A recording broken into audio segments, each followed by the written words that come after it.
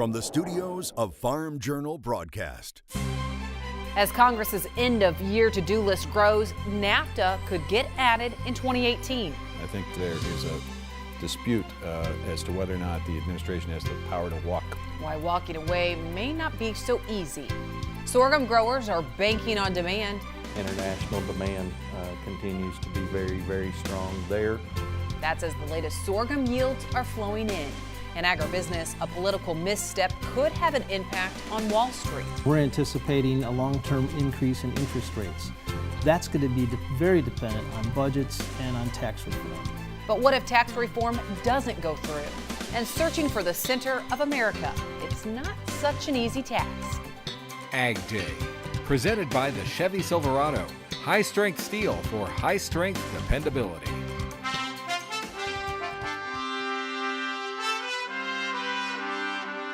Good Monday morning. I'm Tyne Morgan in for Clinton Griffiths. With only 12 working days left when both the House and Senate are in session, there's a mountain to climb with the Trump administration's key agenda items getting passed. At the top of that list is tax reform.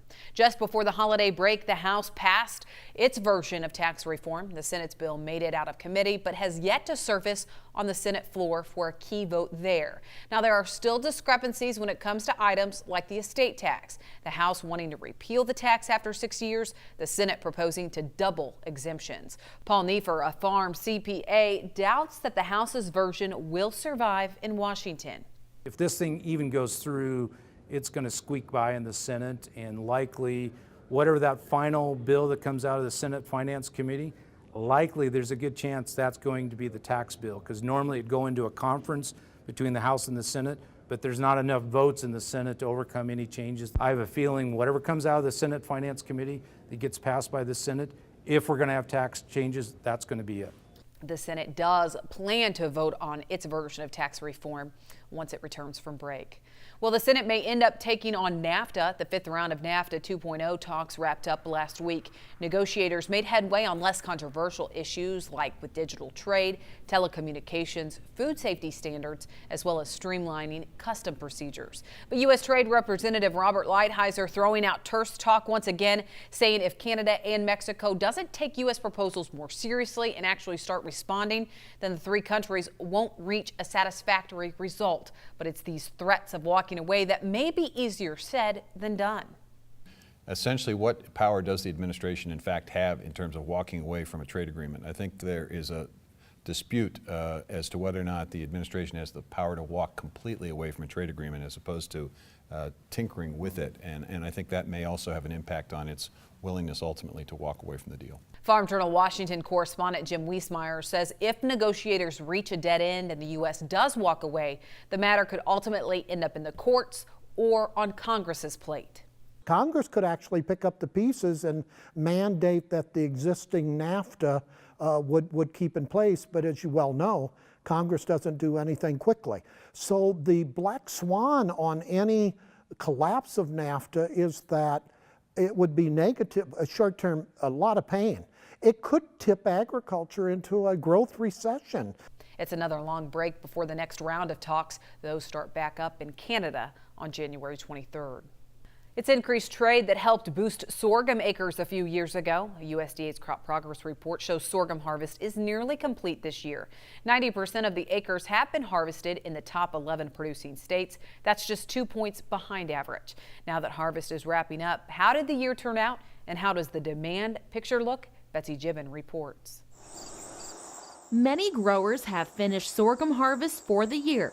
Justin Knopf from Gypsum, Kansas is one of them. We had a really prolonged drought and a lot of heat in the second half of the summer, so our yields were right around APH levels, above or a little below crop insurance levels. Knopf says fewer sorghum acres were planted in his area. He believes that's partly because growers had such a problem with the sugarcane aphid during past years. The pest produces honeydew on the plant, which clogs combines and reduces yield. Happy to say that it wasn't very significant this year. Our beneficials have changed and adapted and are controlling the insect a lot better, and growers have learned how to deal with that. Well, interestingly, we had very little aphid pressure in central Kansas this year, and so Why that is, we're not sure. I think the farmers to the south of us are being more proactive at managing it. He says that may be one reason why aphid pressure is less too. I think a lot of that was economics. Planting time, beans economics and beans looked a little bit better than sorghum, of course. But Luss says there's been a 30 to 40 cent basis increase across the sorghum belt earlier this month. We certainly saw that push in price at harvest, which is obviously not traditional and something that I think will send a good message as we go into 2018 in terms of our need for continued acres. He hopes it will entice farmers to grow more acres because the U.S. needs it with demand. According to USDA's crop production report, the top 11 producing sorghum states will harvest just over 5 million acres, lower than the 6.1 million acres harvested last year. Well, we're short, frankly. China has a lingering appetite for sorghum. According to INTL-FC Stone, exporters have shipped 25.2 million bushels of sorghum to China so far, slightly higher compared to the 20.3 million bushels shipped to this point last year. International demand continues to be very, very strong there. Growers hope that appetite will continue into next year, too. Reporting for AgDay, I'm Betsy Gibbon.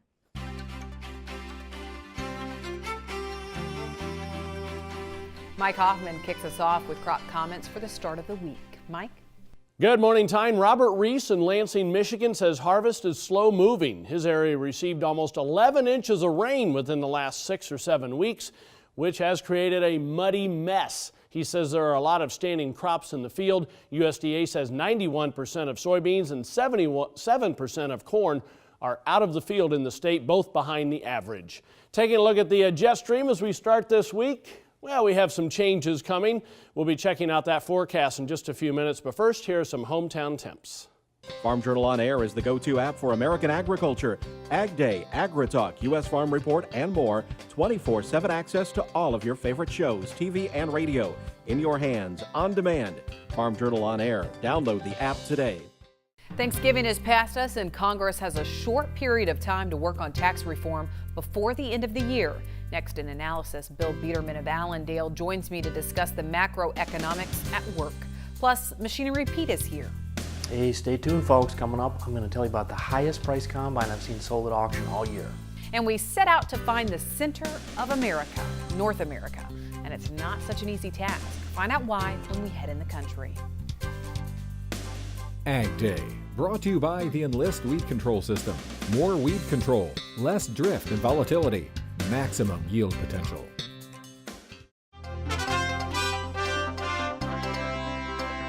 Welcome back. Here now with Bill Biederman of Allendale. Bill, now that the Thanksgiving break is behind us, Congress is back in session. A lot on the agenda when you look at tax reform and some of those other issues. Do you think that those continue to impact our agricultural markets? I do, and I think it does in a very big way, especially when you look at how it impacts how the funds position.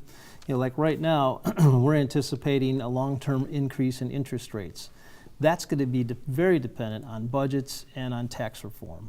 The stock market has had the biggest balloon that has ever been filled up with air. Yeah. And if that thing breaks because they didn't get the tax reform done properly, it could really open a door for some massive, fast, panicky type liquidation. But the funds right now are in a record short position of corn and a very, very small long position in soybeans, large position short in the wheat. And if they decide to move some of that money out of equities to lock in the kind of returns they've made this year and move some of that money into commodities, it could make a big difference. You know, you talk about the stock market, and we continue to be impressed by the run-up that we've seen, and you describe it as a balloon. So let's say we do go the opposite direction. Is it kind of a slow deflating of that balloon, or is it more like a pop, do you think, that happens with these markets? Well, if you look at institutional traders right now, they've already moved out a big, big portion of their book, or they've offset it with futures. So they've sold futures against their book. This leaves the market pretty vulnerable to the type of people that would get out quickly. I would think that you'd see a very fast decline, but the problem is it could be 500 points, but it could be 4,000 points just to get a 50% pullback. That's a big difference, So it depends on how it feeds on itself. But one thing is for sure, whatever that break is, the institutional buyers will come back into it. And so what does that ultimately mean for agriculture? I think at this point we're in right now, we're seeing funds come into commodities like, look at what's happened to the meat markets. They've gone crazy. And whoever would have thought that crude oil would have doubled its price the last year, right? Everybody was so bearish, but now it's double the price. It's back up into the 50s. I think that the grains and the starches are very cheap right now. All right, Bill, we appreciate you joining us. Thank you so much. We need to take a quick break, and then we'll have a check of weather here on AgDay. To talk with Bill Biederman one-on-one, call Allendale Incorporated at 815-404-1917 or head online to allendale-inc.com. AgDay, brought to you by Credenz soybean seed from Bayer, designed using smart genetics with tailored varieties to fit any field condition.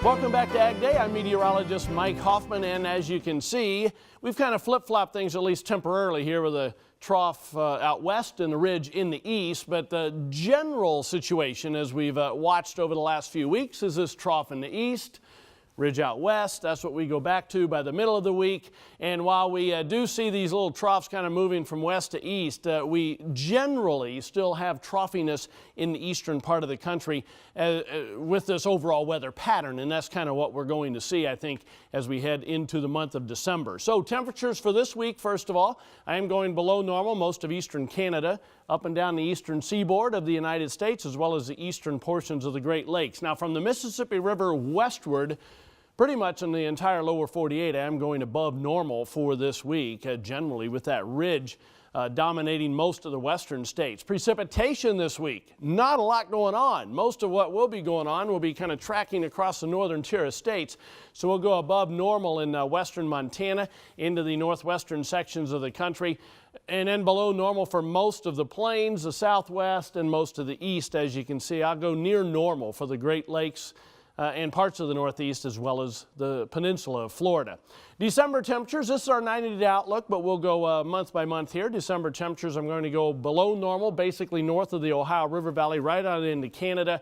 Northern half of the plains below normal, and then above normal, as you can see, through the southwest into western and southern Texas, much of Florida, and the far southeast coast of the Atlantic Ocean. As far as January is concerned, we're going to keep it above normal for the southeast, southern Mississippi Valley, through most of the southwest, including the Four Corner region. Below normal only for the far northern portions of the plains into central and western Canada.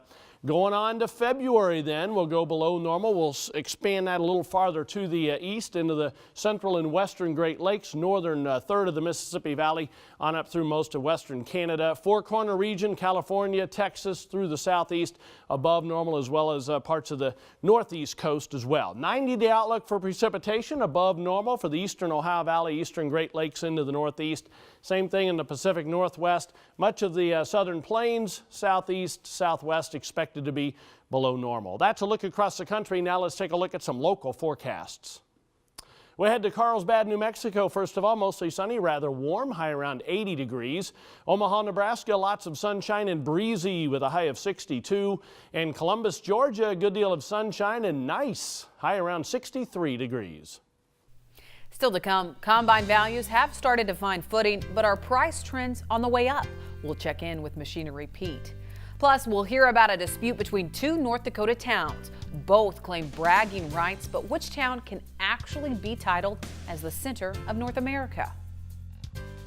Shop Machinery Pete's Cyber Sale from November 27th to December 4th. Find special reduced price deals on all types of equipment from dealerships across the country. Make a purchase and receive $200 extra holiday cash. Visit www.machinerypete.com/sale.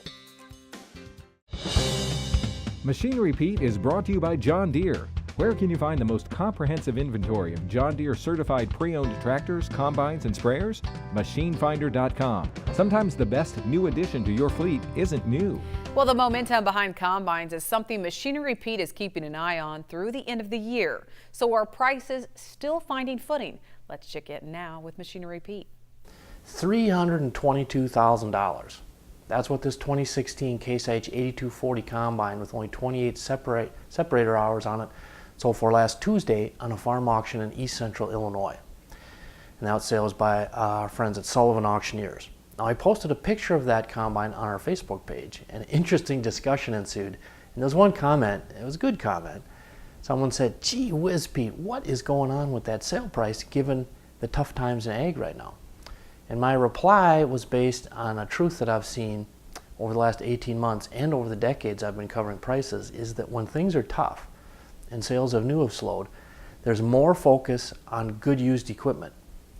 And now that $322,000 price, that's the highest auction price on a combine this year. Second place was this 2016 John Deere S680 with 505 separator hours on it, sold for on a farm auction back April 25th in east central North Dakota. Now that sale was by good folks at the Steffes Group. Now one thing I would say, folks, it's becoming much more important who sells the equipment at auction. Now both Sullivan Auctioneers and the Steffes Group do a tremendous job in terms of promotion, online bidding, leaving no stone unturned in terms of targeted marketing. And what our data is beginning to show more clearly is when you do that, the prices are strong, but if you don't do that, prices are softer. Thanks, Greg. And at Cyber Monday, many of us will be doing our Christmas shopping today online. Why not equipment? MachineryPete.com is having a cyber sale this week. It goes through December 4th. With Section 179 tax discounts, it 'tis the season to shop. I wonder if my husband would notice I bought a tractor this week. Still to come, it's that busy holiday travel season, and we'll take you to the center of the world, so to speak.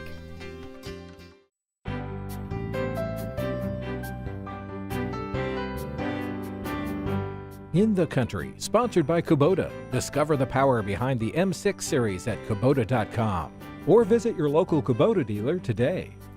As you travel this holiday season, perhaps your trip will take you through the geographical center of North America. Where is it, you might ask? That's a good question, and really no clear answer. To seek the truth, you'll need to determine which official agency has that authority and what parts of the continent are factored into the equation. Cliff Naylor from affiliate KFYR goes in search of the center. Everybody say cheese! For more than 85 years, most people considered this monument, located at the junction of Highway 2 and 3 in Rugby, North Dakota, to be the geographical center of North America. We have been it, we are it, it's the way it is.